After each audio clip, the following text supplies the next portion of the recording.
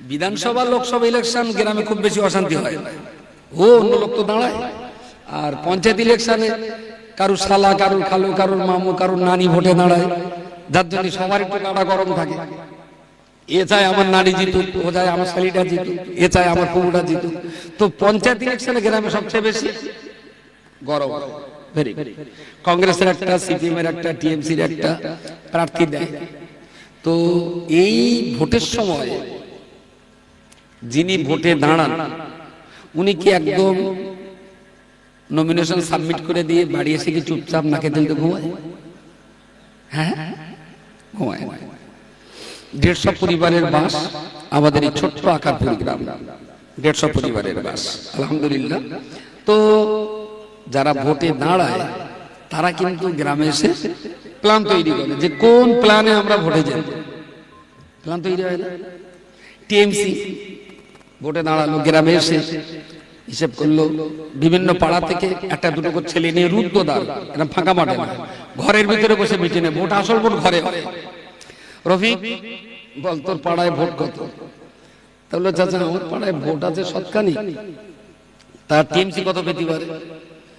বলে TMC vote পেত, এবারেও পাবে, তবে ক্যান্ডিডেট তো আপনি, আপনার উপর একটু রাগ আছে আমার পাড়ার লোকের, হয়তো 100-এর ভিতরে 90টা ভোট মনে হচ্ছে আমার দেবে না, আপনার দেবে না।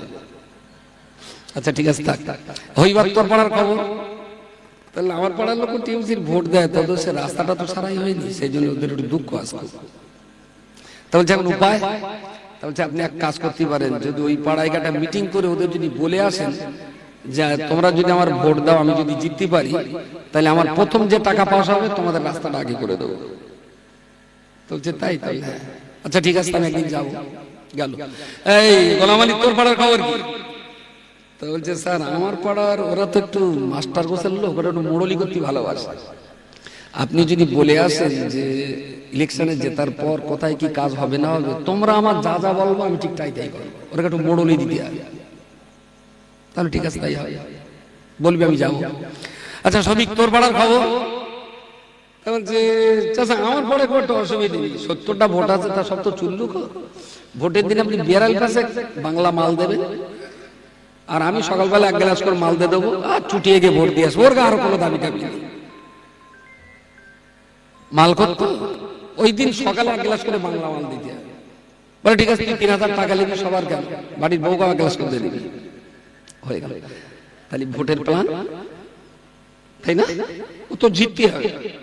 আর যে পাড়ার লোক বললো যে ওরা কোনোমতে আপনাকে দেবে না, বললো ঠিক আছে তাহলে এক কাজ কর, তুই বেশি বাড়াবাড়ি করিস নি, আমি বসিরহাটের পল্টুর বলে দিচ্ছি ওই দিন সকালে 3টে পিস্তল নিয়ে আসবে, বুটটা জাম করে দেবে, সেই ফাঁকে ছাপা মেরে দেওয়া হবে। কংগ্রেস, সিপিএম, টিএমসি প্রত্যেকটা দল কিন্তু তারা তাদের নিজের জায়গায় দাঁড়িয়ে চেষ্টা চালায় সব ভোটটা ওর বাক্সে পড়বে। কারা করে? হয় আপনি করেন, না আমি করি, আমরাই করি, এখান থেকে তো দিল্লির লোক আসে না ভোট করতে, আমরাই করি। তাহলে কংগ্রেসের জায়গায় দাঁড়িয়ে আপনার যদি প্ল্যান থাকে গ্রামের সব ভোটগুলো কংগ্রেসের বাক্সে পড়ুক, সিপিএম এর জায়গায় দাঁড়িয়ে আমার যদি এই প্ল্যান থাকে সব ভোটগুলো সিপিএম এর বাক্সে পড়ুক, টিএমসির আপনি ক্যান্ডিডেট হয়ে আপনার যদি লড়াই থাকে সব ভোটগুলো টিএমসির বাক্সে পড়ুক। তাহলে এজ এ মুসলিম হিসেবে আপনারও তো লড়াই হওয়া উচিত ছিল যে গ্রামের সব লোকগুলো জান্নাতের ভাগে পড়ুক। কথা বলুন, যখন টিএমসি করি তখন তো চেষ্টা টিএমসির বাক্স ভরুক, যখন কংগ্রেস করি তখন চেষ্টা থাকে সব ভোটগুলো কংগ্রেসের বাক্সে যাক, যখন CPM, TMC, forward block, RSP, BJP party করি তখন যদি এই লড়াইটা হয় যে সব ভোট আমার দলে যাক, তাহলে আমি যখন নিজেকে মুসলমান দাবি করি তখন তো এই লড়াইটা হওয়া উচিত যে আমার গ্রামের একটা মুসলমানও যেন জাহান্নামে না যায়, সব মুসলমানগুলো আমার জান্নাতে যায়। এর প্ল্যান কি আছে আপনাদের হাতে? কথা বলেন, কালী ঠাকুরের মতন মুখ বন্ধ করতে গেলে ভালো লাগে না।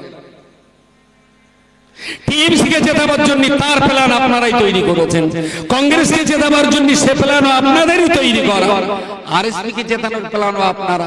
তাতে বন্দুক লাগুক আর বাংলা মাল লাগুক, সব দিয়ে আমরা ভোটে জেতাই। তাহলে এই গ্রামের মুসলমানগুলো সব জান্নাতে নিয়ে যেতে হবে। আমিও মুসলিম, ওরাও মুসলিম, একটাকেও জাহান্নামে পড়তে দেবো না। চলো প্ল্যান তৈরি হোক।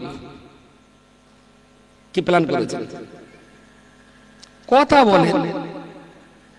হ্যাঁ, কোন প্ল্যান? কোন প্ল্যান? তাইলে আপনারা মুসলমানের জাতি না। টিএমসি করলে যদি টিএমসি কে জেতাবার দায়িত্ব নিতে হয়, তাহলে মুসলমানের পার্টি করলে জান্নাত ভরাবার দায়িত্ব আপনার নেওয়া উচিত।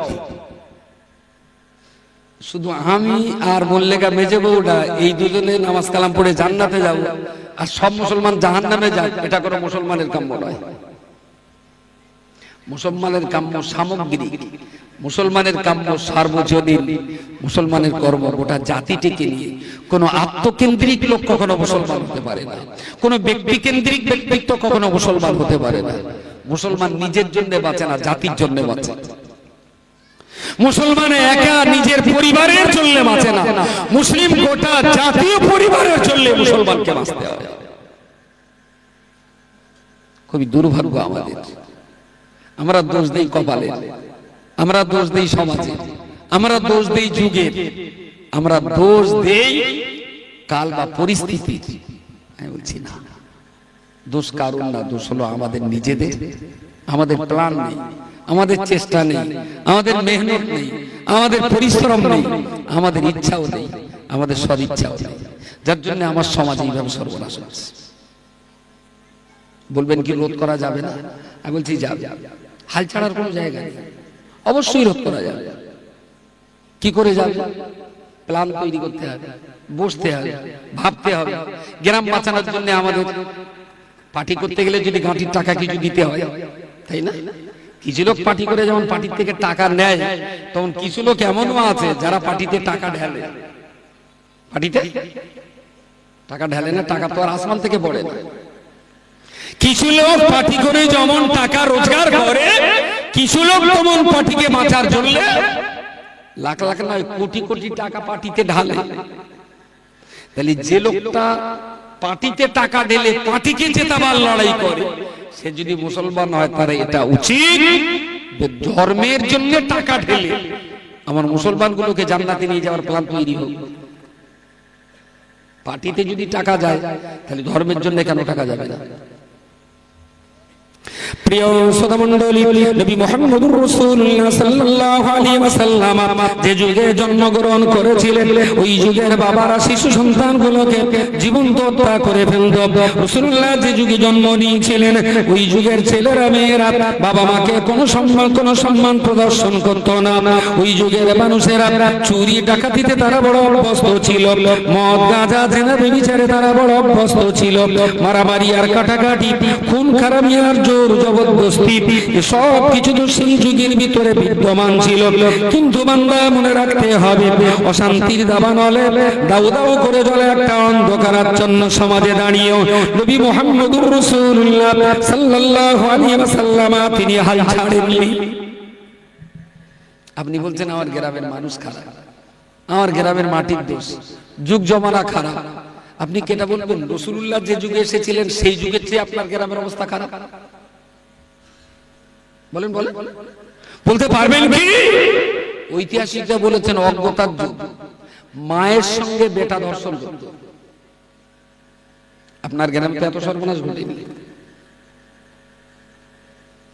কন্যা সন্তান জন্ম নিলে বিয়ে দিতে ঝামেলা হবে, তো মার কোল থেকে তার স্বামী যে স্ত্রী কোল থেকে বাচ্চাটা কেড়ে নিয়ে জ্যান্ত পুঁতে ফেলে দিল।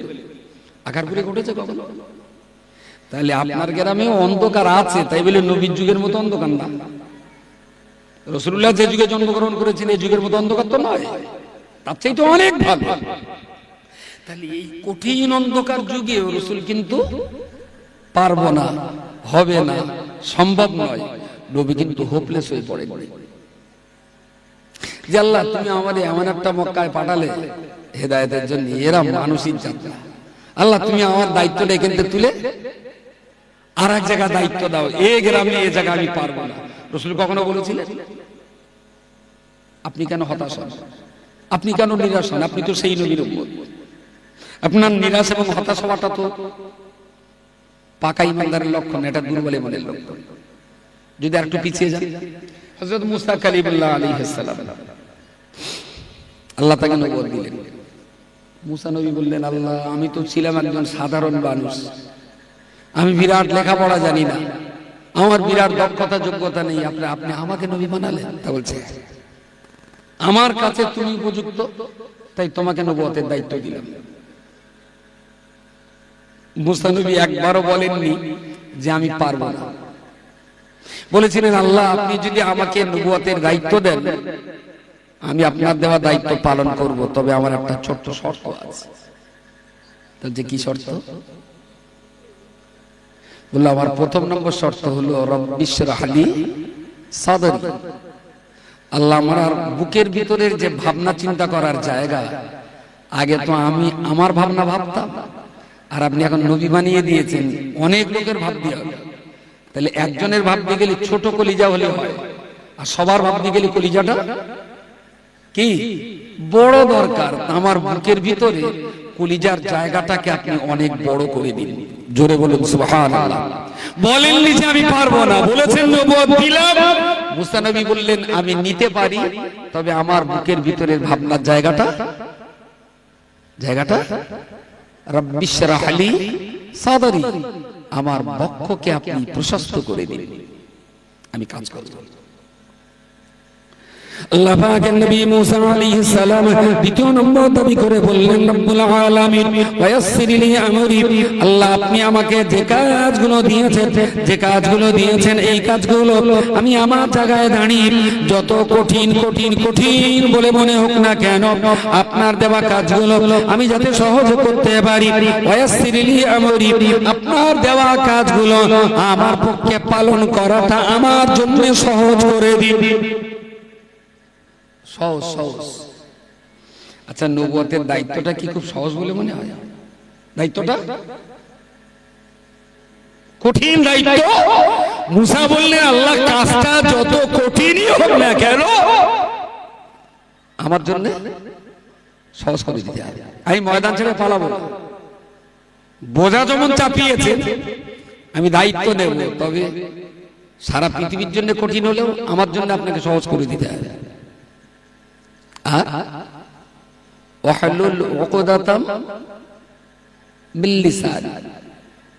আল্লাহ আমি তো তোতলা, মুসা নবী তোতলা ছিলেন না? আমি তো তোতলা, আমি তো ভালো কথা বলতে পারি না।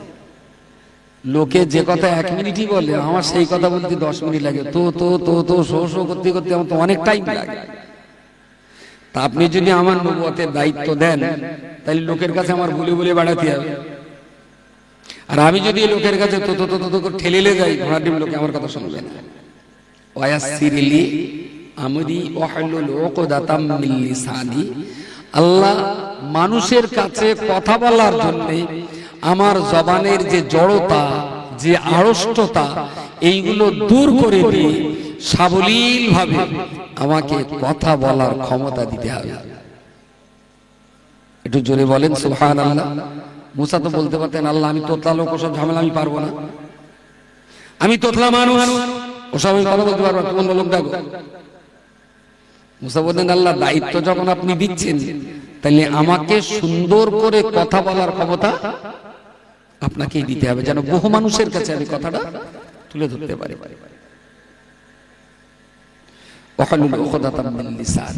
কড়াও না, প্রথম তো গুনেছেন, কড়া বলেছেন।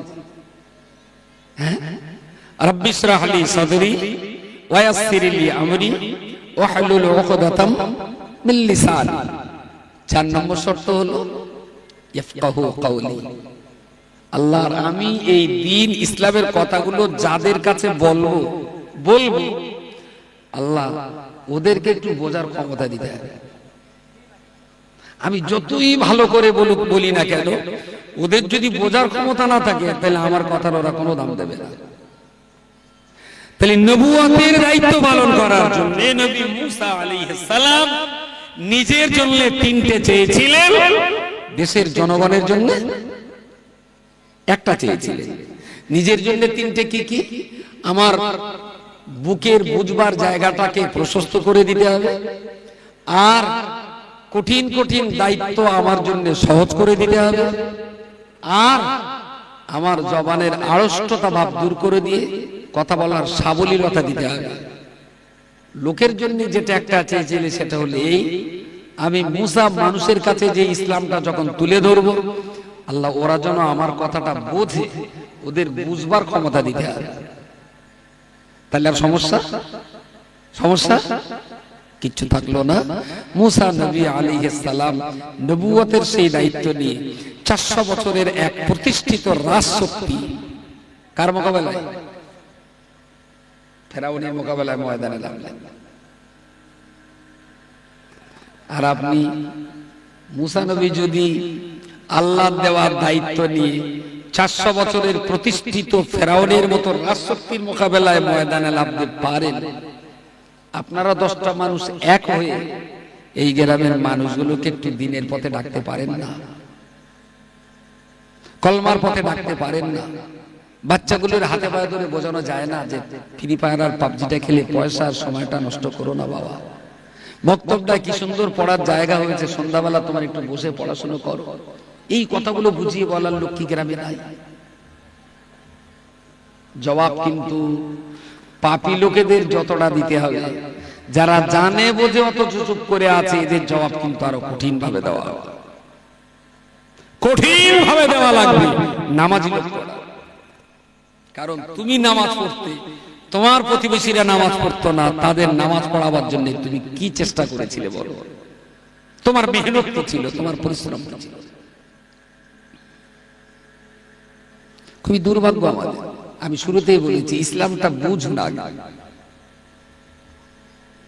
নবী মুসা আলাইহিস সালাম নিজেকে নবুয়তের দায়িত্বের ব্যাপারে দুর্বল ভাবলেন। আল্লাহ বললেন, মুসা তুমি তোমার নিজেকে দুর্বল ভাবলেও আমি আল্লাহ এই যুগের জন্য তোমাকে নবী সাব্যস্ত করছি। মুসা বললেন, কাজ যত কঠিন হোক না কেন আল্লাহ আমার জন্য সহজ করে দিন। আর এই বিশাল দায়িত্ব নেবার মতো আমার বুকের ভিতরে জায়গাটাকে প্রশস্ত করে দিন। মানুষকে উপস্থাপন করবার মতো আমার জবানে শক্তি দান করুন। আর যাদেরকে আমি বুঝিয়ে বলবো, আল্লাহ আমার কথাগুলো বুঝবার মতন ক্ষমতাটা তাদের তো দিলে দান করুন। আপনারা 10টা মানুষ এই গাড়ে হেরায় বসে তো একদিন দোয়া করতে পারেন, আল্লাহ গোটা গ্রামের মানুষ যাতে নামাজি হয়, গোটা গ্রামের ছেলেরা যাতে পাপ ছেড়ে দিয়ে কোরআন শিখতে পারে, এই মহল্লার মায়েরা সবাই যাতে হিজাব করতে পারে। আল্লাহ আমরা গ্রামের মানুষ তাদের জন্য চেষ্টা করছি। আল্লাহ আমাদের কথাগুলো ওরা যেন একটু বোঝে, তুমি একটু ওদের বুঝ দাও। হয়েছে কোনদিন? শুধু সম্বল একটাই, বছরে একটা সভা দাও, 3-4 টাকার হুজুর ডাক্তার, আর ওরাই এসে বুকে যাবে, আর তাতে আমাদের গ্রামের লোক জান্নাতে যাবে। তেলপানা কলের গান পেয়েছে, এটা কি কখনো সম্ভব? মুফতি সাহেব এসে গেছে, কটায় আসবে? এখন 10:46, 11টায়। তাহলে একটু বলে এসো, একটু মুফতি সাহেব বলে এসো, যদি নামাজ পড়েন বা যদি ইস্তেঞ্জা করেন তো এই প্রস্তুতিটা একটা থাকে। আচ্ছা, আমি এতক্ষণ ধরে যা বোঝাচ্ছি কিছু যাচ্ছে না, মাথার উপর দিয়ে যাচ্ছে। হ্যাঁ, বেশ, শেষ কথা যেটা বলবো, প্রিয় রাসূলের একটা ছোট্ট হাদিস আছে যেটা বুখারী শরীফের একদম প্রথম, যারা জামিয়ার ইবতেদাই বুখারীর অনুষ্ঠানে যারা গেছেন, কেউ গেছেন জামিয়াতে ইবতেদাই বা খাতমে বুখারীর অনুষ্ঠানে? কেউ যাওয়া লোক নেই এখানে? কেউ জান? হ্যাঁ, ও যে বছরই হোক না কেন গিয়েছেন? আলহামদুলিল্লাহ। সব বছর তো সবার সুযোগ সুবিধা থাকে না, গেছে খবর। আচ্ছা, আমি মুফতি সাহেবের কানে কানে বলে যাবো যেন আগামীতে আপনাদের কাছেও কিছু চিঠি যাতে পৌঁছায়। আমি হুজুরে বলে, তুমি তো আছো, মুফতি সাহেব সঙ্গে বলবে তো অনুষ্ঠানের সময় এই গ্রামে 2-10 জন করে যেন চিঠি দেওয়া হয়, ঠিক আছে ইনশাআল্লাহ। তো বুখারী শরীফের একদম প্রথম হাদিস যেটা বুখারী শরীফে, ইন্নামাল আ'মালু বিন্নিয়াত, হাদিসটার সারসংক্ষেপ মানে হলো এইটা যে কাজের সফলতা নির্ভর করে সংকল্পের উপরে। সংকল্প কি? মনের ভিতরে যে ইচ্ছা শক্তিটা আছে, ইচ্ছা শক্তি। আজকে যখন বাড়িতে বিকাল হয়েছে, আসরের নামাজ পড়েছেন, তখন একটু মনে মনে হচ্ছিল যে সন্ধ্যার পরে একটু ওয়াজ শুনতে যাবো, আকারপুরে সভা হবে, আমি একটু ওয়াজ শুনতে যাবো, মনে মনে হচ্ছিল। ওই মনে মনে যেটা উদয় হয়েছে এটাই হলো কি? নিয়ত। এই নিয়তটা যদি দুর্ভেদ্য হয়, নিয়তটা যদি খাঁটি হয়, নিয়তটা যদি ভেজাল মুক্ত হয়, তাহলে যিনি যে কাজে নিয়ত করবেন সে কাজ আল্লাহর পক্ষ থেকে রহমত হয়। বান্দার জন্য সেই কাজ সুসম্পন্ন করাটা আল্লাহ সহজ করে দেন। বলুন সুবহানাল্লাহ। সবকিছুর আগে আপনার বিবেকের সঙ্গে লড়াই করে ঠিক করতে হবে আপনি একা জান্নাতে যাবেন না গ্রামের লোকগুলোকে সঙ্গে নিয়ে যাবেন। আমার কথা কি বোঝা যাচ্ছে? যদি মনে করেন এই গ্রামের লোক সবাই যদি জান্নাতে যায় তাহলে তো ঠেসা ঠিকই হবে, চাপাচোপ হবে, হয়তো সবার জায়গা ঠিক হবে না। দরকার নেই। এ ফ্রি ফায়ারে গেলে জাহান্নামে যাবে, ও চোর জাহান্নামে যাবে, এ ডাকাত ও জাহান্নামে যাবে, ও মালখোর ও জাহান্নামে যাবে, এ বাপের ধরে ঠ্যাঙায় ও জাহান্নামে যাবে, এ মেয়ের হক মাগিতেছে জাহান্নামে যাবে, ও কি বলে সুদি টাকা কাটায় ও জাহান্নামে যাবে, এই লটারি টাকা জাহান্নামে যাবে। সব তো গেল জাহান্নামে। মোটামুটি আমি আর মল্লিকা বউ তাহাজ্জুদ পড়ি, ফজর পড়ি, মাগরিব পড়ি, আমরা দুই স্বামী স্ত্রী জান্নাতে যাবো। বেশ ফাঁকা মাঠে দুজনে ফুর্তি করে বেড়াবো, লাইলে আর বসবো। ব্যাপারটা বলো সোজা না। এই দুজনকেই আগে ধরা হবে। এই ইবাদত করা, এই শয়তান দুটোই আগে ধরা হবে। তুমি নামাজি, তুমি রোজাদার, তুমি সত্যবাদী, তুমি হালালখোর, তুমি নীতি ও আদর্শবান। আজকে তোমার গ্রামে এত বেনামাজি, তোমার গ্রামে এত চোর, তোমার গ্রামে এত সুদখোর, তোমার গ্রামে এত ফ্রি ফায়ার আর পাবজি খেলা, তাদেরকে জাহান্নাম থেকে বাঁচাবার জন্য তোমার প্ল্যান কি ছিল সেইটা আগে বলো। গ্রামের লোক সব জান্নাতে যাবে, তোমরা দুই ভাই জাহান্নামে যাবে, আর তোমরা দুই ভাই জান্নাতে গিয়ে মজা মারবে, এটা সম্ভব নয়। আমার আল্লাহ পাক রব্বুল আলামিন কোরআন শরীফে পরিষ্কার করে বলেছেন, এই পৃথিবীর মানুষ জাতি ইমানদার মুসলমানেরা আল্লাহ পাক রব্বুল আলামিনের ভক্ত, তার আদেশ নিষেধ, তার পরামর্শগুলোকে আমাদেরকে ভালোভাবে শুনতে হবে, বুঝতে হবে, সেই মতো আমাদের কাজে লাগাতে হবে। রব্বুল আলামিন বলেছেন, ইয়া আইয়ুহাল্লাযীনা আমানু, এই পৃথিবীর ইমানদার মানুষেরা, কু আনফুসাকুম, তুমি তোমার নিজেকে জাহান্নাম থেকে বাঁচাও, তোমার আলাহাল পরিবার পরিজন তাদেরকেও জাহান্নাম থেকে বাঁচাও, তুমি নিজে বাঁচো এবং অপরকে জাহান্নাম থেকে বাঁচাও। তাহলে ইসলাম কিন্তু দুটো কথা আমাদেরকে বলেছে, একটা আমার নিজে বাঁচতে হবে, আর একটা আমার প্রতিবেশী আলাল তাদেরকে বাঁচাতে হবে। ও বান্দা মনে রাখুন, আমি নিজে নামাজি, তার মানে আমি জাহান্নাম থেকে বেঁচে গেলাম। আমার বেটা বেনামাজি, আমি বাবা আমার বেটাকে নামাজ পড়াবার সংগ্রাম করি না, তাহলে আমি কিন্তু পাকা মুসলমান হতে পারিনি। আমি নামাজি মানে অর্ধেকটা মুসলমান, আর আমার বেটাকেও নামাজ পড়ালাম, তবে আমি ফুল মুসলমান। নিজে ইবাদত করে হাফ মুসলমান, আর আমার পরিবারে যারা আছে তাদেরকেও এই পথে টেনে তবে হাফ মুসলমান। আমি সুদ খাবো না, আমার পরিবারের কাউকে খেতে দেব না, আমি রোজা করব, আমার পরিবারের সবাইকে রোজা রাখতে আমি বাধ্য করাবো, আমি নিজে যাকাত দেব, আমার পরিবারের ছেলে মেয়েদেরকেও বোঝাবো তোরাও যাকাত দে। তাহলে নিজে পালন করা হলো অর্ধেকটা মুসলমান হওয়া, আর আল আহাল পরিবার পরিজন তাদেরকেও পালন করতে বাধ্য করানো, এটা বাকি অর্ধেকটা মুসলমান। আপনি নামাজ পড়েছেন কিন্তু আপনার ছোট ভাইটা এক ওয়াক্ত নামাজ পড়ে না, আপনি তার জন্য কোনোদিন মেহনত পরিশ্রম করেন, ও পড়ে না, তা আমি কি করব? তাহলে জাহান্নামে যখন যাবে তো ছোটবার আগে তুই যাবি শালা। তোর নামাজ তোর রোজা তোরে বাঁচাতে পারবে না।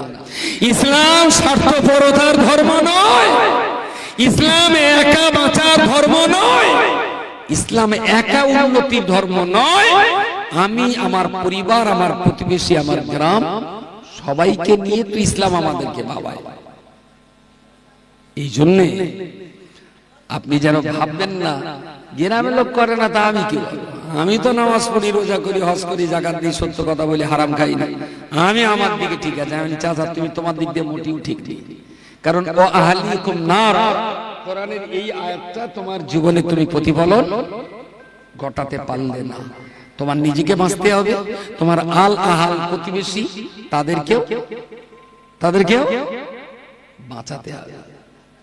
তাহলে আপনি যদি 5 ওয়াক্ত নামাজ পড়তে যান আর পাশের যে লোকটা নামাজ পড়ে না তাকে যদি খোকা চল ভাই নামাজটা একটু পড়ে আসি, বিশ্বাস করি ইসলাম আল্লাহর তৈরি করা একমাত্র ধর্ম।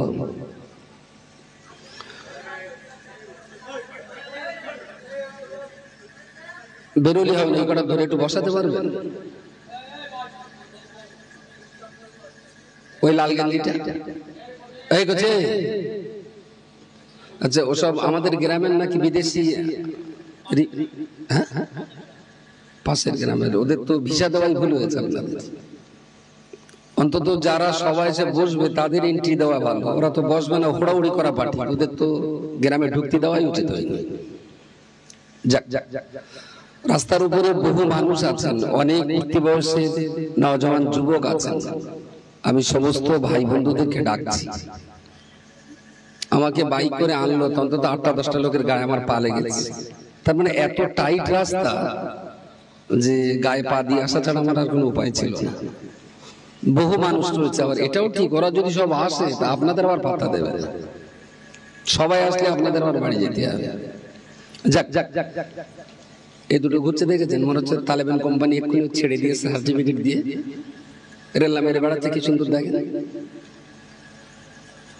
এই কচি কচি কোন বুরকিবাজ বলে মনে হয়? আচ্ছা আমাদের না লোকে, এটাও কি বাইরে বিনা বিষয় বিনা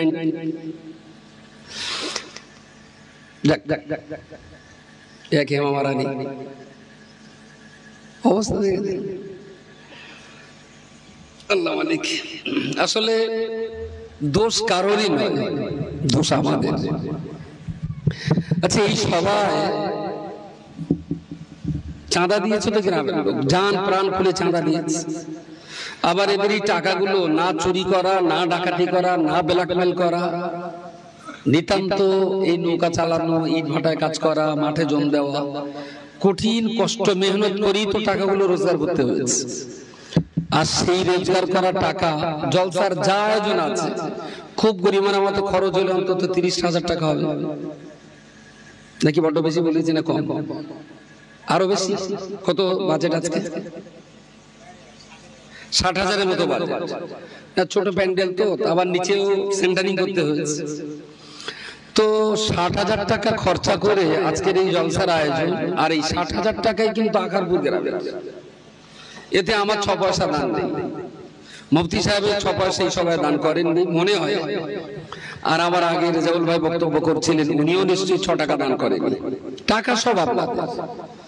আমরা আসবো, দুটো কথা বলবো, চলে যাবো। বানি বাকি দেনা পাওনা লাভ লসের হিসেবটা পরিপূর্ণ আপনাদের, যে আপনাদের এই টাকা খরচা করে আপনারা কতটা লাভবান হতে পেরেছেন। আমি দুটো কথা বলছি এই জন্য, যাতে আপনাদের এই অর্থ যেগুলো খরচ করছেন, এই টাকা খরচের রোজের দামটা যেন উঠে আসে। যদি সবার শোনেন, বোঝেন, কাজে লাগান, উপলব্ধি করেন, তবে খরচা করার সার্থকতা আছে। আর যদি বক্তব্য না শোনেন, না বোঝেন, কাজে না লাগান, তাহলে এই খরচ ফুজুল খরচের ভেতরেই পড়বে। ফুজুল মানে বেকার খরচা, এই খরচার কোনো মানে নেই। যেটা বলছি, ইসলাম হলো আমাদের ধর্মের নাম, ঠিক আছে, মুসলিম হলো আমাদের জাতির পরিচয়। তো ইসলাম আর মুসলিম এই দুইয়ের মাঝখানে সম্পর্ক যত প্রগাঢ় হবে, মুসলিম জাতিটা তত উন্নততর জীবনযাপন করবে। আর ইসলাম থেকে মুসলমানদের সম্পর্ক যত দূরে সরে যাবে, তত মুসলিম নামীয় এই যাত্রা কঠিন কঠিন বিপদের সম্মুখীন হবে এবং ক্ষতিগ্রস্ত হবে। এখন অন্য করে আমাদের হিসাব নিয়ে বুঝতে হবে যে ইসলামের সঙ্গে মুসলমানের সম্পর্ক কতটা আছে। আমি একবারও বলছি না কে ফুরফুরা সিলসিলা করে না তাবলীগ করে, কে লামজাবি আর কে আহলে হাদিস, কে গায়র মুকাল্লিদ আর কে মুহাম্মাদি, কে বেরেলি আর কে মাইজবান্ডারি, ওই সম্পর্ক পরে হবে। আগে তো মুসলমান তো হতে হবে নাকি? অমুসলমান কখনো ফুরফুরা সিলসিলায় ভক্ত হতে পারে? অমুসলিম কখনো তাবলীগ জামাতে চিল্লা দিতে পারে? অমুসলিম লোক কখনো আহলে হাদিস হতে পারে? তাহলে ইসলামের ভিতরে যে দলগুলো আছে, একটা দলের সাথে আর একটা দলের অনেক সময় ঝঞ্ঝা ঝামেলা তর্ক বিতর্ক এরকমটা হয়। আমি বলছি দলের সঙ্গে দলের ঝগড়া তর্ক বিতর্ক করার আগে এটা ভাবা হোক, এ দলের লোক আর ওই দলের লোক, এই দুই দলের লোকগুলো আগে কি মুসলমান হতে পেরেছে? চুপ বললি তো এখন হবে না ভাই, ওসব সময় মতো কার্বাইড দেওয়া হয়নি, যার জন্য না ডন্ডা মারা হয়ে গেছে। ও পাকেও না কাঁচাও খাওয়া যাবে না। তো এই জন্য কে তাবলীগ, কে ফুরফুরা, কে দেওবন্দি, কে বেরেলি, কে আহলে হাদিস, কে মাইজবান্ডারি, এসব হিসাব পরে হোক, তার আগে এই হিসাবটা হোক আদতেই তারা মুসলমান কিনা। যদি প্রশ্ন আসে মুসলমানের পরিচয় কি হয়, প্রথমত ইসলাম ধর্ম অবলম্বী হতে গেলে 5টা কলমা আছে, যেটা সবার জন্য পড়া, মুখস্থ করা এবং ভিতরে সর্বদা বিশ্বাস রাখা, সবসময় বিশ্বাস রাখা, এটা ফরজে আইন। ফরজে আইন করতেই হবে হার মুসলমান, প্রত্যেকটা মুসলমানের জন্য ফরজে আইন হলো 5টা কলমা তাকে পড়তেই হবে, মুখস্থ করতে হবে, মানে মতলব বুঝতে হবে, আর সেই বুঝ অনুযায়ী কলবের ভিতরে বিশ্বাস রাখতে হবে। 5টা কলমা। আচ্ছা, আকারপুর গ্রামের 150 পরিবারে মিনিমাম 3.5-450 সাবাল লোক মুসলমান আছে। তার পরিবার পিছু যদি 3টে করে সাবাল লোক ধরি, স্বামী স্ত্রী আর একটা বাচ্চা, এই পার পরিবারে যদি 3টে করে সাবাল লোক মুসলমান ধরি, তাহলে 450 সাবাল লোক মুসলমানের বাসেই গ্রামে। আচ্ছা, এই 450 নারী পুরুষ মুসলমানকে যদি 5টা করে কলমা জিজ্ঞেস করা হয়, 450 ভিতরে কজন পড়তে পারে? মোটামুটি একটা বলে 450 ভিতরে 100 পড়তে পারে, 100 পারে। পরে ভেটো দিলে হবে না, আপনি বলেন তাহলে কতটা পারবে? মোটামুটি আপনার ভোট কত দেবেন? 20-50, তাহলে 50 আর 20 70টা পারবে। আর কারো কিছু বলার আছে? আচ্ছা, ধরুন গ্রামের সম্মান নষ্ট না করে লোকের কথাটাই ধরা হোক 100, যত কমবে তত গ্রামের মান সম্মান নষ্ট হবে। 100 মুসলমান।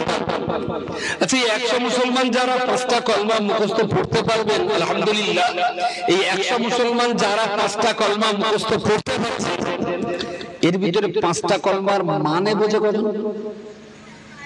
বাংলা মানেটা তো বুঝতে হবে। বাংলা মানে যত সময় না বুঝবো ততক্ষণ অন্তরে বিশ্বাস হবে না, আগে তো বুঝতে হবে।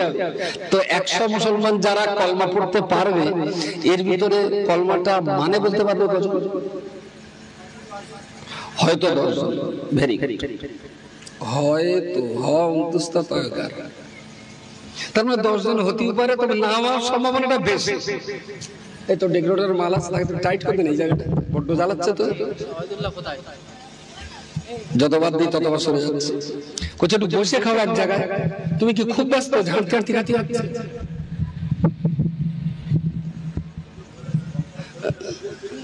ও শোনো, তোমরা যারা নদীর চরে আছো, হ্যালো হ্যালো, একটু দয়া করে এখানে আসবো ভাই, খুব বিনয়ের সঙ্গে রাখছি। উজু লাগবে না, লুঙ্গি পরা লাগবে না, যদি মুতি আজকে পানি নাও না তাতে কোনো অসুবিধা নেই। একটু দয়া করে এখানে আসবো। শোনো, একটু ঢিলা হয়ে গেছে,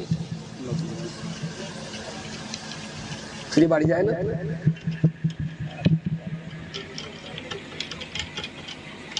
চলে বাড়ি যদি না আসো ওখানে থাকো, তাও তো সবজি আনতে ওদি পাড়ি দিয়ে আবার ফ্রি ফায়ার খেলবে সমস্যা লোকের বসে খেলবে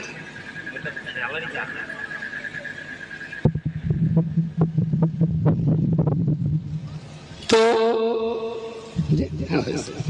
কোথায় আমি তোমাদের দেখেছি। হ্যাঁ, যদি তোমাদের ইচ্ছা হয় এসো, না আসলে আমি রেগে যাবো না, অসন্তুষ্ট হবো। তবে আসলে আমি একটু শান্তি পাবো। বেকার ওই জায়গাটা না বসে এই জায়গাটায় এসো, তোমাদেরই পয়সায় এই মজলিসের আয়োজন। তোমরা মজলিসে বসলে মজলিসটা ভালো লাগবে, আমারও কথা বলতে শান্তি হবে, এবং আমি আশা করব যে গ্রামের মানুষরা আমার কথা শুনেছে। আলহামদুলিল্লাহ, যদি তোমাদের ভালো লাগে একটু মজলিসে এসো। শোনা যে কথাটা বলছিলাম, ঠিক আছে ঠিক আছে, না বাড়ি না যদি ওখানে থাকে থাক। আমি তো ডেকেছি, আমার ডাকা দায়িত্ব। উদউ ইলা সাবিলি রাব্বিকা বিল হিকমাতি ওয়াল মাউইজাতিল হাসানা ওয়া জাদিলহুম বিল্লাতি হিয়া আহসান। এটা আল্লাহ আমাদেরকে দায়িত্ব দিয়েছেন ডাকার জন্য। মানুষ শুনুক বা না শুনুক, আমাদের ডাকতে হবে। যদি না ডাকি ওরা অন্তত কিয়ামতের দিন আমাদের দোষ দিতে পারবে না, জানলা আমরা নদীর চরে ছিল, ওরা তো ডাকিনি একবার। যদি না ডাকি তাহলে ওরাও কিন্তু সেদিন আমাদেরকে দোষারোপ করবে যে আমাদের ডাকিনি। যাতে আমার ঘাড়ে বোঝাটা না থাকে তার জন্য ডাক দেওয়া। এবার যেটা বলছিলাম, তাহলে 450 মানুষের ভিতরে 100 মানুষ কলমা পড়তে পারবে। হ্যালো হ্যালো, 10টা মানুষ তারা কলমা মানে বুঝতে পারবে। তাহলে 450-এর ভিতরে 10 জন মানে বুঝলেন, আর যারা মানে বুঝতে পেরেছেন আমি আশা করব তাদের ভিতরে বিশ্বাসটাও ঠিকঠাক আছে। বুঝেছেন মানে কলবে তাদের অন্তরে বিশ্বাসটা আছে। আচ্ছা, এই 10 জন যারা কলমা পড়তে পারে মানেও বোঝেন, বাকি 430 জন মানুষ যারা কলমা পড়েন না মানে বোঝেন না, তাদেরকে কলমা পড়াবার আর মানে বোঝাবার জন্য এই 10টা মানুষের প্ল্যান কি আছে? যে বাকি লোক সবাই কলমাটা শিখুক, সবাই কলমাটা পড়ুক, সবাই কলমাটা বুঝুক, চলো আমরা 10 জন মিলে চেষ্টা চালাই। এই 10 জনের প্ল্যান কি আছে ওদেরকে এই দলে আনার জন্য? আমার কথা কি কঠিন হচ্ছে? বলে আমার কথার কোনো জটিলতা আছে? নেই। তাহলে যে লোকগুলো কলমা জানে না, আবার যে লোকগুলো কলমা জানে না, আবার এই জানার ভিতরে যে লোকগুলো কলমা বোঝে, কটা দল? একটা দল হলো তারা কলমা মোটেই জানে, 5টা কলমা সবাই জানে। আর একটা দল হলো কলমা জানালো, আর একটা দল হলো কলমা জানেও তারা, বোঝেনও তারা। তাহলে মোটামুটি 3টে দল। না জানালো, কলমা জানালো, কলমা বোঝালো। যিনি বোঝালো তার 3টে গুণই আছে। তিনি কলমা জানেন, কলমা বোঝেন, কলমা বিশ্বাস করেছেন। ইনি কলমা জানেন কিন্তু কলমা বোঝেন না, আর ইনি কলমাটাও জানেন না। তাহলে এই লোকটার ঘাড়ে দায়িত্ব চেপে গেল যারা যারা কলমা পড়েন, কলমা বোঝেন, কলমাকে বিশ্বাস করেছেন, তাদের উপরে দায়িত্ব পড়ে যায় বাকি লোকগুলো ধীরে ধীরে তারা কলমা পড়তে আসুক, কলমা বুঝতে আসুক। এই যে 10টা লোক জানেন, বোঝেন, পড়েন, বাকি লোকগুলোকে এই দলে আনার জন্য কোনো প্ল্যান পরিকল্পনা, কথা বলে প্ল্যান পরিকল্পনা আছে কি? সেই প্ল্যান এই সভা এই ধরনের সভা সমিতি করে যদি মানুষকে কলমা বেশি পরিমাণ শেখানো যেত, তাহলে আপনার কি হিসেব আছে? এই জলসাটা আসর উপলক্ষ করে, এই জলসাটার বয়স 17 বছর, এই জলসাটার বয়স 17 বছর। 60,000 টাকা খরচা করে একটা করে সভা দিয়ে বছরে কজন করে কলমা পড়াচ্ছেন? তার কোন হিসাব কেন থাকবে না? প্রত্যেক ব্যবসা তো একটা হিসেব থাকে, প্রত্যেক ব্যবসা একটা হিসাব থাকে। একটা লোক নৌকা যদি তৈরি করে ভাড়া দেয়, সে একটা হিসাব করে দেয় যে 7 লাখ টাকা খরচা হয়েছে, মাসে মিনিমাম অন্তত 30,000 টাকা ভাড়া না হলে তো পোষাবে না। তারও তো ডাইনিমের একটা খরচের হিসাব আছে। তো আমরা যারা পয়সা খরচা করে সভা দিচ্ছি, আমাদের মধ্যে একটা হিসাব থাকতে হবে যে 60,000 টাকা খরচ করে আমরা ইসলাম ধর্মের কতটা উন্নতি সাধন করতে পারছি, সেখানে কোনো হিসাব নেই। তার মানে এই ধরনের জলসা যারা দেয় তাদেরকে হাসরের মাঠে আল্লাহর কাছে জবাব দেওয়াই লাগবে যে জনগণের টাকা দিয়ে সভা দিয়েছিল, সবার লাভ লসের হিসাব দাও নি কেন?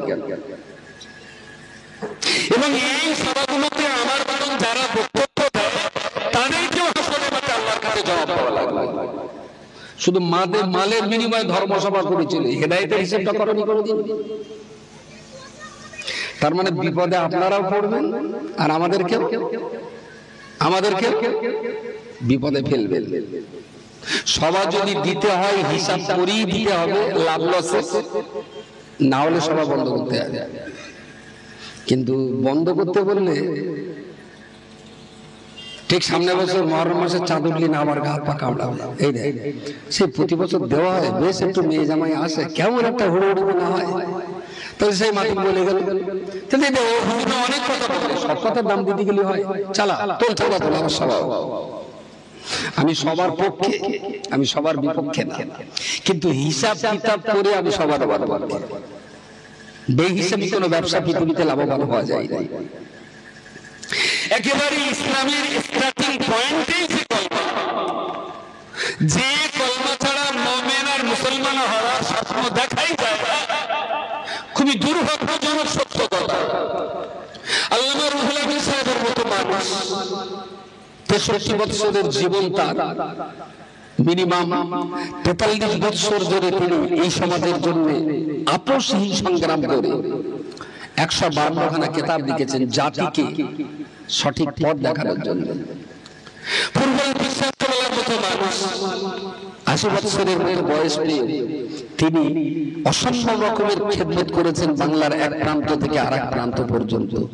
বাংলা ভাষাভাষী মানুষ আমরণ আজীবন কিয়ামত পর্যন্ত এই সমস্ত মানুষদের কাছে আমরা ঋণগ্রস্ত হয়ে আছি যে তারা আমাদেরকে দিনের ব্যাপারে আলোক উজ্জ্বল মশাল দিয়ে পথ দেখিয়ে গিয়েছিলেন। কিন্তু তাদের সেই দেখানো পথগুলো আমরা কি আঁকড়ে ধরতে পেরেছি? আমরা চোখ বন্ধ করি সবাই, আমরা বসিরা হুজুরের ভক্ত, আমরা দাদা হুজুরের ভক্ত।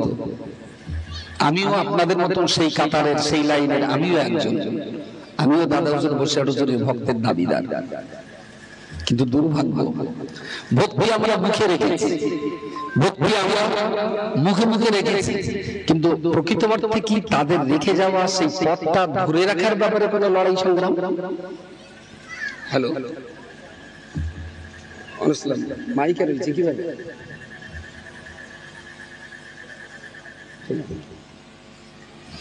তো এই দুইটা মানুষ এবারে যদি রাসূলুল্লাহ পর্যন্ত যায় সেটা তো অনেক বড় ব্যাপার। আমি একদম ফার্স্ট স্টার্টিং পয়েন্টে আপনাদেরকে খুব বিনয়ের সঙ্গে বলছি, ইসলাম কিন্তু আল্লাহর তৈরি করা একমাত্র ধর্ম। আর আপনার অত্যন্ত কপাল ভালো, আপনি সেই ধর্মের ঘরে জন্ম নিয়েছেন। বলুন সুবহানাল্লাহ সুবহানাল্লাহ। এটা কিন্তু কম তৌফিক নয়, এটা কম সৌভাগ্যশীল নয়, এটা কম ভাগ্যবানের ব্যাপার যে ইসলামের ঘরে আপনি জন্ম নিয়েছেন। আপনার বাবাও আল্লাহকে মেনে চলার দাবিদার, আপনার মাও আল্লাহকে মেনে চলার দাবিদার, আপনার দাদিমা, আপনার দাদু ভাই, আপনার নানিমা, আপনার নানু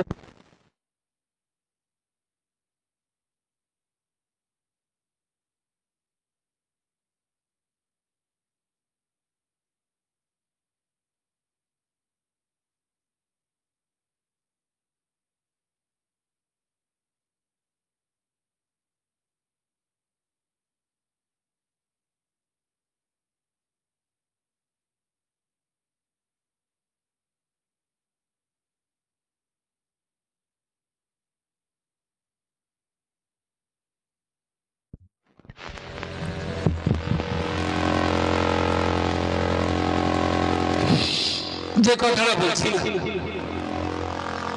যে ইসলামের ঘরে জন্ম নিতে পারাটা এটা একটা কতটা সৌভাগ্য সম্ভবত বোধহয় আপনি কখনো তা আন্দাজও করতে পারেন। এটা অনেক বড় সৌভাগ্যের ব্যাপার, এটা আল্লাহ পাকের একটা বড় তৌফিক যে আল্লাহ আমাদেরকে ইসলামের ঘরে জন্ম দিয়েছে, ইসলামের ঘরে পাঠিয়েছে। ইন্না দীনা ইনদাল্লাহিল ইসলাম, কোরআন শরীফের এই আয়াতটার মানে এতদিন পর্যন্ত করতাম, পড়াশোনা করেছি যে আল্লাহর মনোনীত ধর্মের নাম ইসলাম। শুনেছেন নিশ্চয়ই বহুবার, ইন্নাদ দীনা ইনদাল্লাহিল ইসলাম, আল্লাহ পাকের মনোনীত ধর্ম হলো ইসলাম। বহুবার পড়েছি এই কথাটা, কিন্তু আজকের দিনে দাঁড়িয়ে আমার মনে হয়েছে এই কথাটা ঠিক না। ইসলাম আল্লাহর মনোনীত ধর্ম, এই কথাটা ঠিক না।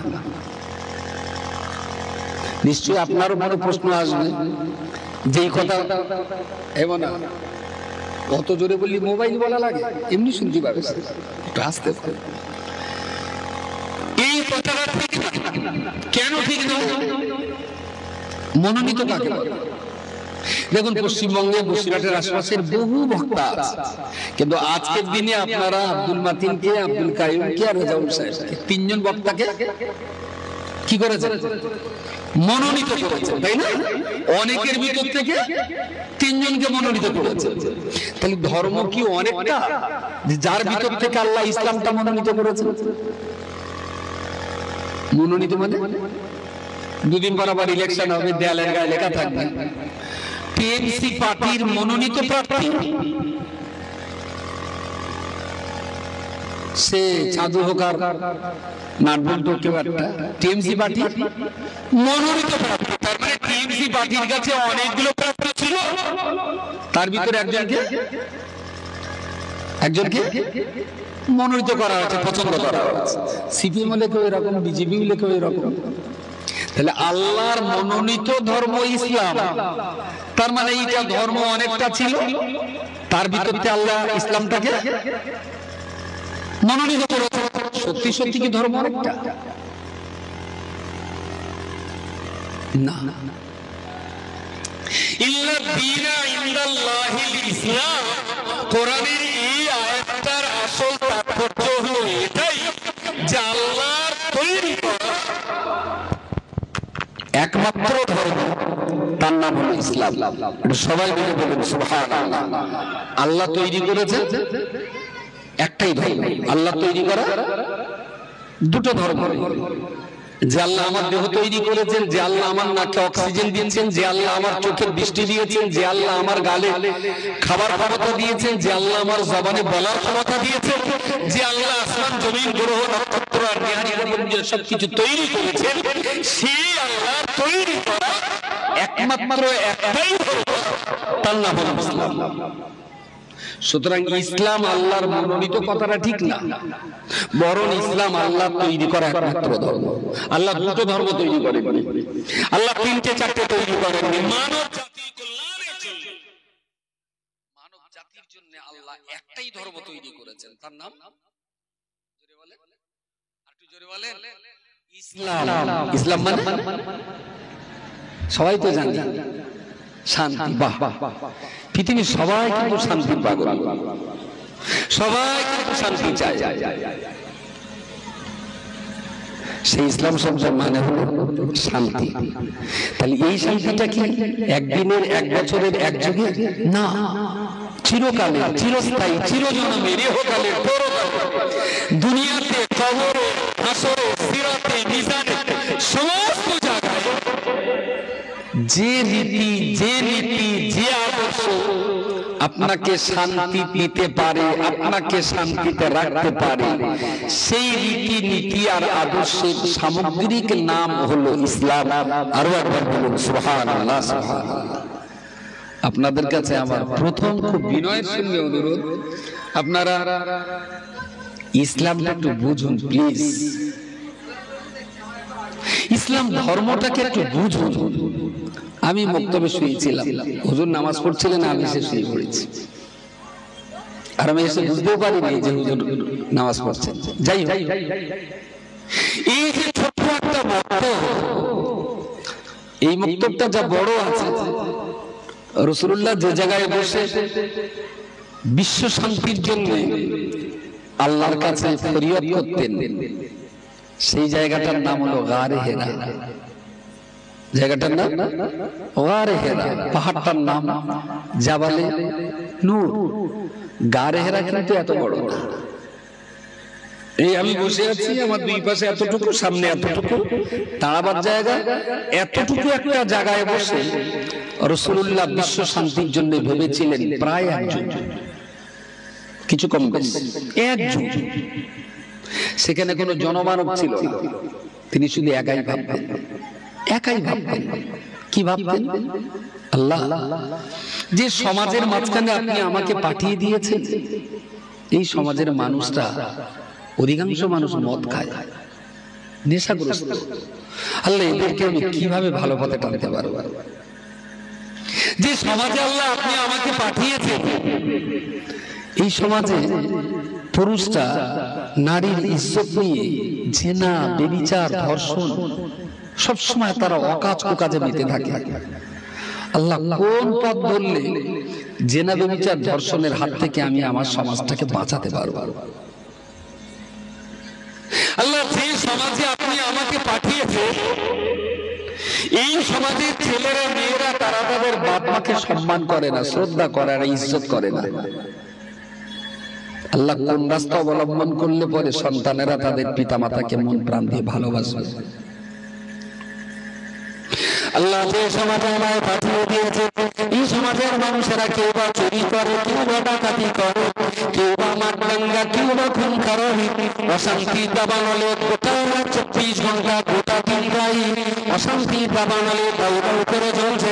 ও রব্বুল আলামিন, আল্লাহ, এই অশান্তির দাবানলে জ্বলা, অশান্তির দাবানলে দাউ দাউ করে জ্বলা এই সমাজের মাঝখানে আমি মুহাম্মদুর রাসূলুল্লাহ, আমি কি করে বাঁচতে পারি? আল্লাহ, আমাকে যে সমাজে বাঁচতে হবে, ওই সমাজটাকে শান্তিপূর্ণ করার জন্য মদ মাতাল বেঁচে থাকুক, মদ দুনিয়া থেকে চিরে বিদায় নেই। যে লোকটা চুরি করে, চুরি করাটা বন্ধ করে দিই। যিনি ধর্ষণ করে, উনি ধর্ষণ করাটা বন্ধ করে দেবে। যিনি মারপিট করা ভালোবাসেন, উনি যেন মারপিটটাকে ঘৃণা করতে পারেন। যিনি ডাকাতি করেন, আল্লাহ, তিনি যেন ডাকাতি বন্ধ করে দিন, ব্যবসা বাণিজ্য করে হালাল রোজগার করে খেতে পারেন। আল্লাহ, এমন কিছু সিস্টেম, এমন কিছু পদ্ধতি, এমন কিছু নিয়ম শৃঙ্খলা আমাকে আপনি শিখিয়ে দিন, যে নিয়ম শৃঙ্খলা সিস্টেমগুলোকে কাজে লাগিয়ে আমি আমার সমাজটাকে সুন্দর শান্তিপূর্ণ সমাজ প্রতিষ্ঠা করতে পারি। সুবহানাল্লাহ বলে। গারে হেরায় বসে তিনি এইটা ভাবেননি যে আল্লাহ, জাহান্নাম থেকে কি করে আমি বাঁচবো। গারে হেরায় বসে তিনি এটা ভেবেছিলেন, আল্লাহ, আমার এই জাতিটাকে কিভাবে জাহান্নাম থেকে বাঁচাবো। এরা মাতাল, এরা চোর, এরা গুন্ডা, এরা ডাকাত, এরা আপনাকে মানে না। তো এরা কিভাবে, কোন পথ ধরলে, কিভাবে বললে, কোন রাস্তা অবলম্বন করলে, কিভাবে এদেরকে বোঝাবে? চোর চুরি করা ছেড়ে দেবে, মাতাল মদ খাওয়া ত্যাগ করবে, ওরা নারী জাতিকে ধর্ষণ না করে ইজ্জতের সঙ্গে বিবাহ করে একটা নারীকে মর্যাদা দেবে, ওরা পিতা মাতাকে মারপিট না করে মায়ের পায়ের নিচে ওরা জান্নাতের সন্ধান করবে। আল্লাহ, আপনি আমাকে সেই রাস্তাগুলো বলে দিন। এই জায়গাটায় রাসূলুল্লাহকে ভাবতে হয়েছে প্রায় এক যুগ সময় ধরে। তারপরে রমজান মাসের 27 তারিখে ফেরেশতা জিবরিল আমিনকে আল্লাহ পাঠিয়ে দিয়ে রাসূলুল্লাহর কাছে কোরআনের আয়াত নাযিল করে বললেন, ইকরা, হে মুহাম্মদ, আপনি পড়ুন। শুরু হলো অসভ্য সমাজ থেকে সুসভ্য জাতিতে পরিবর্তন করবার একটা নতুন রাস্তা। আপনাদের বক্তব্যের চাইতে রাসূলুল্লাহর গায়ে হেরা অনেক ছোট ছিল, অনেক অল্প জায়গা ছিল। এতটুকু একটা ছোট্ট জায়গায় বসে একটাই মাত্র মানুষ প্রায় এক যুগ ধরে এমন শান্তি, এমন সম্প্রীতি, এমন সৌহার্দ্যের ভাবনা ভাবলেন। আল্লাহ তার কাছে কোরআন নাযিল করলেন, আর সেই কোরআন তিনি পড়লেন, বুঝলেন, জাতিকে পড়ালেন, বোঝালেন। প্রাচ্য পাশ্চাত্য থেকে শুরু করে তামাম দুনিয়াকে আজ পর্যন্ত যতটুকু শান্তি টিকে আছে আর বেঁচে আছে, এটা আল্লাহর পাঠানো কোরআনুল কারীমের অবদান। জোরে জোরে বলুন সুবহানাল্লাহ। রাসূলুল্লাহর গায়ে হেরার চেয়ে আপনাদের বক্তব্য অনেক বড়। কোনদিন কি গ্রামের শিক্ষিত মানুষগুলো, হয়তো একজন হেতুড়ে ডাক্তার আছেন, কি একটা এমবিবিএস পাস করা ডাক্তার আছেন, হয়তো একটা বিএ পাস করা ছেলে আছে, দুটো আলেম মাওলানা আছে, তিনটে হাফেজ সাহেব আছে, একজন বয়স্ক হাজি সাহেব আছেন, এইরকম বুদ্ধিমান শিক্ষিত মানুষগুলো কোনদিন কি মক্তবে বসে প্ল্যানটা হয়েছিল? তাই তো ভাই, সব তো গেল, কিন্তু গ্রামের উঠতি প্রজন্ম ছেলেগুলো এত পরিমাণ ফ্রি ফায়ার আর পাবজি খেলছে, সময় নষ্ট করছে, পয়সাও নষ্ট করছে, এটাকে বাঁচানো যাবে কিভাবে? কোনদিন মিটিং করাবো না? There is no plan, there is no system. কোনদিন কিন্তু আপনারা ভাবেন না। রাসূলুল্লাহকে ভাবতে অনেক কষ্ট করতে হয়েছিল। মক্কায় যেখানে রাসূলুল্লাহর বাড়ি, সেখান থেকে প্রায় 4 কিলোমিটার রাস্তা পায়ে হাঁটতে হবে, সেখান থেকে পাহাড়ে চড়তে হবে প্রায়, এখনকার দিনে পাহাড়ের ধাপ কেটে দেওয়া হয়েছে, তাই উঠতে 2-2.5 ঘন্টা সময় লাগে। সেদিন তো ধাপ ছিল না, উঠতে গেলে সকাল থেকে সন্ধ্যা লেগে যেত। নবী এই রাস্তা পায়ে হেঁটে পাহাড়ের উপরে উঠে একা একাই ভাবতেন, আল্লাহ কিভাবে খারাপ মানুষগুলোকে ভালো পথে আনবো। ভেবেছিলেন প্রায় 1 যুগ। সেই ভাবনার পরই আল্লাহ কোরআন দিলেন, বললেন কোরআন পড়ুন, কোরআন বুঝুন, জাতিকে পড়ান, বোঝান।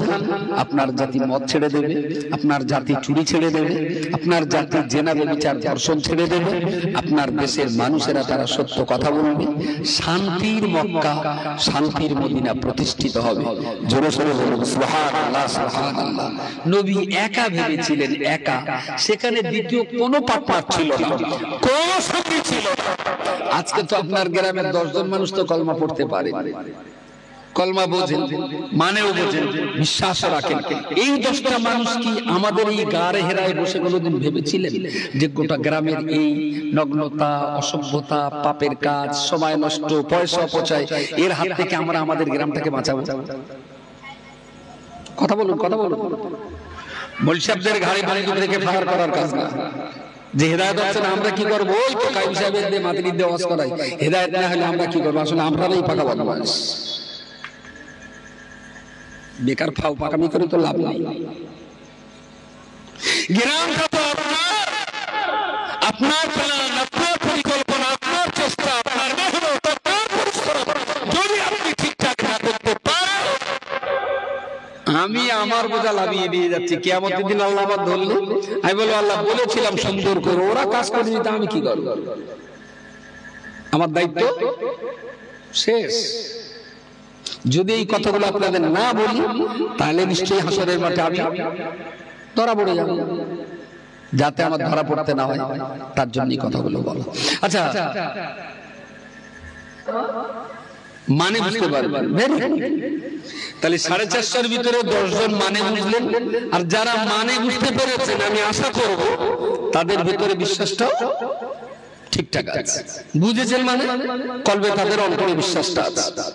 আচ্ছা, এই 10 জন যারা কলমা পড়তে পারে, মানেও বোঝেন, বাকি 430 জন মানুষ যারা কলমা পড়েন না, মানে বোঝেন না, তাদেরকে কলমা পড়াবার আর মানে বোঝাবার জন্য এই 10টা মানুষের প্ল্যান কি আছে?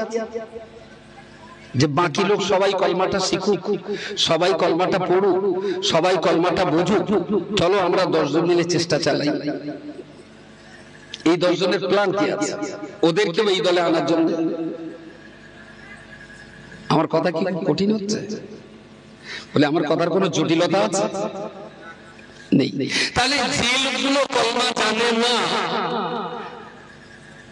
আবার যে লোকগুলো কলমা জানে, আবার এই জানার ভিতরে যে লোকগুলো কলমা বোঝে, কটা দল? একটা দল হলো তারা কলমা মোটেই জানে, 5টা কলমা সবাই জানে। আর একটা দল হলো কলমা জানা, আর একটা দল হলো কলমা জানেও তারা, বোঝেন তারা। তাহলে মোটামুটি 3টে দল। না জানালো, কলমা জানালো, কলমা বোঝালো। যিনি বোঝালো তার 3টে গুণই আছে। তিনি কলমা জানেন, কলমা বোঝেন, কলমা বিশ্বাস করেছেন। ইনি কলমা জানেন কিন্তু কলমা বোঝেন না, আর ইনি কলমাটাও জানেন না। তাহলে এই লোকটার ঘাড়ে দায়িত্ব চেপে গেল, যারা যারা কলমা পড়েন, কলমা বোঝেন, কলমাকে বিশ্বাস করেছেন, তাদের উপরে দায়িত্ব পড়ে যায় বাকি লোকগুলো ধীরে ধীরে তারা কলমা পড়তে আসুক, কলমা বুঝতে আসুক। এই যে 10টা লোক জানেন, বোঝেন, পড়েন, বাকি লোকগুলোকে এই দলে আনার জন্য কোনো প্ল্যান পরিকল্পনা, কথা বলে প্ল্যান পরিকল্পনা আছে কি? সেই প্ল্যান এই সভা এই ধরনের সভা সমিতি করে যদি মানুষকে কলমা বেশি পরিমাণ শেখানো যেত, তাহলে আপনার কি হিসেব আছে? এই জলসাটা আসর উপলক্ষ করে, এই জলসাটার বয়স 17 বছর, এই জলসাটার বয়স 17 বছর, 60,000 টাকা খরচা করে একটা করে সভা দিয়ে বছরে কজন করে কলমা পড়াচ্ছেন? তার কোন হিসাব কেউ থাকবে না? প্রত্যেক ব্যবসা তো একটা হিসাব থাকে, প্রত্যেক ব্যবসা একটা হিসাব থাকে। একটা লোক নৌকা যদি তৈরি করে ভাড়া দেয়, সে একটা হিসাব করে দেয় যে 7 লাখ টাকা খরচা হয়েছে, মাসে মিনিমাম অন্তত 30,000 টাকা ভাড়া না হলে তো পোষাবে না, তারও তো ডাইনেমার একটা খরচের হিসাব আছে। তো আমরা যারা পয়সা খরচা করি সবাই দিচ্ছি, আমাদের মধ্যে একটা হিসাব থাকতে হবে যে 60,000 টাকা খরচ করে আমরা ইসলাম ধর্মের কতটা উন্নতি সাধন করতে পারছি, সেখানে কোনো হিসাব নেই। তার মানে এই ধরনের জলসা যারা দেয়, তাদেরকে হাসরের মাঠে আল্লাহর কাছে জবাব দেওয়াই লাগবে যে জনগণের টাকা দিয়ে সভা দিয়েছিল, সবার লাভ লসের হিসাব দাও কেন। এবং এই সভাগুলোতে আমার মতন যারা বক্তব্য দেয়, তাদেরকেও হাসরের মাঠে আল্লাহর কাছে জবাব দেওয়া লাগবে। শুধু মালের বিনিময়ে ধর্মসভা করেছিল, হেদায়েতের হিসাবটা করনি কোনোদিন। তার মানে বিপদে আপনারাও পড়বেন আর আমাদেরকে বিপদে ফেলবেন। সভা যদি দিতে হয় হিসাব করেই দিতে হবে, লাভ লসে, না হলে সভা বন্ধ করতে হবে। কিন্তু বন্ধ করতে বললে ঠিক সামনে বছর মহরম মাসের চাঁদ উঠলি না আমার গা পা কামড়াবে, এই দেখ সে প্রতি বছর দেওয়া হয়, বেশ একটু মেয়ে জামাই আসে, কেমন একটা হুড়োহুড়ি না হয়, তাহলে সেই মাটি বলে গেল। অনেক কথা বলে, সব কথার দাম দিতে গেলে হয়, চালা তোর চালা তোলা আমার স্বভাব।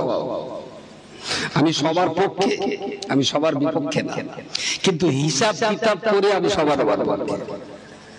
বেহিসাবি কোনো ব্যবসা পৃথিবীতে লাভবান হওয়া যায় না।